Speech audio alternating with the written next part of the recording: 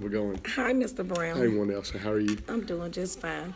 I would like to ask you a couple of questions about your lesson that was very well. So, what went well in the lesson?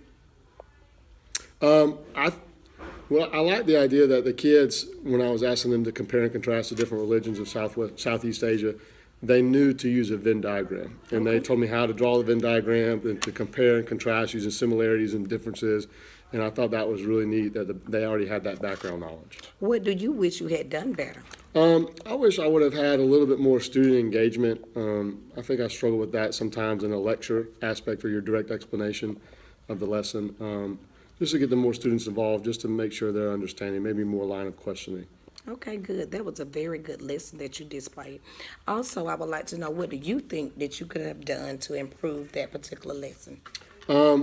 Well, instead of so much direct explanation, I wish we could have had a more hands-on. I should have, instead of doing a compare and contrast Venn diagram for all of my students, or as a class, I wish I would have had them do it individually to check for understanding.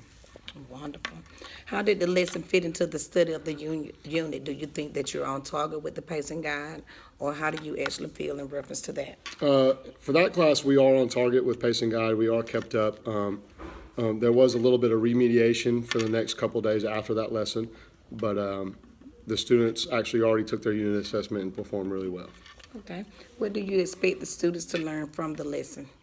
The students should be able to, most importantly, is learn the self-study skill to compare and contrast. There's going to be a lot of different times where students will have to use that skill throughout the standards we teach in seventh grade social studies. And comparing and contrasting different ideas, cultures is going to be a biggie. Okay. How do you know that the students actually mastered the skills or the objective that you taught? After the lesson, the next day, we did a little small quiz. It was just 3 questions.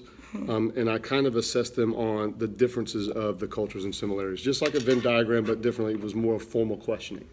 The students struggled with those 3 questions, and that's why I remediated for 2 days, and they were able to pass that quiz. Wonderful. And you know you can also use the data on the EduTrack, and I know you're very advanced with technology, so I know that you're doing a wonderful job with that.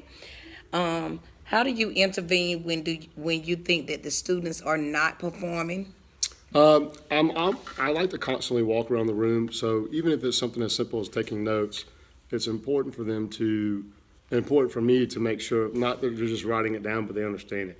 So throughout my lesson, I'm constantly, even while the students are writing, I'm asking questions. You always I'll just do walk that. up to somebody, ask them a question. It could be something from what we just learned. It could be something from 3 weeks ago. But I think that helps keep the kids focused because they know not to daydream because I'm going to call on them randomly. So do you think that this lesson actually covered the elements as well as the standards? Yes, it did. Well, the standard was actually to talk about the diverse cultures in Southeast Asia, and the element actually listed some of those cultures.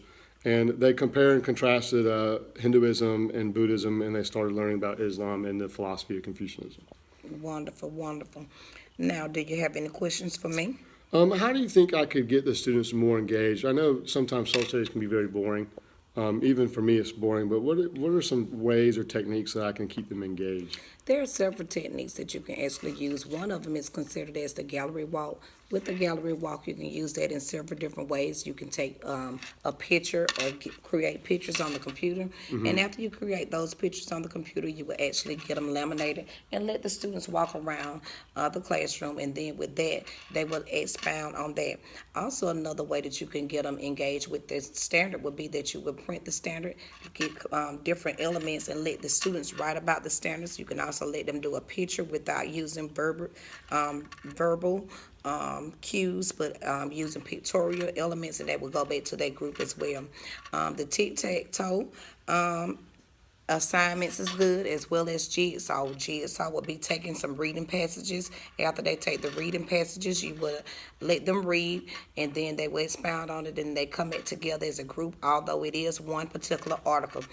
Using current events is good as well, with them using current events that let them know what's going on with the world, but it also get all of them engaged as well. We also have the ticket out the door. With your ticket out the door, you know that they can use that, but you can let them create that participate as well with study guides. Instead of just letting them go and write the answer for the study guides, you can actually let them create a study guide, give it or administer it to the group or to their peers, then let them come back and let them tell you what they actually want on a particular quiz. You also have something that you can probably do for your tactile learners, or your hands only learners. You can actually get something for them to draw. So you want to make sure that you're reaching all of your learners, your kinesthetic, your visual, your auditory, as well as your tactile learners. Also, you can do 3-2-1, 3-2-1 when they're ending the day. 3 things they'll learn, 2 things they want to learn, and 1 thing that they have actually mastered. Because our main thing that we want them to do is to make sure that they're mastering the standard. So how do you feel about those strategies? Because I know that you have used some of those before, Yes, right? I have used some of those, just didn't really know the names for them. Okay. Now, I do like the idea of the gallery walk, putting pictures up, and I also like the idea of having them create their own study guide.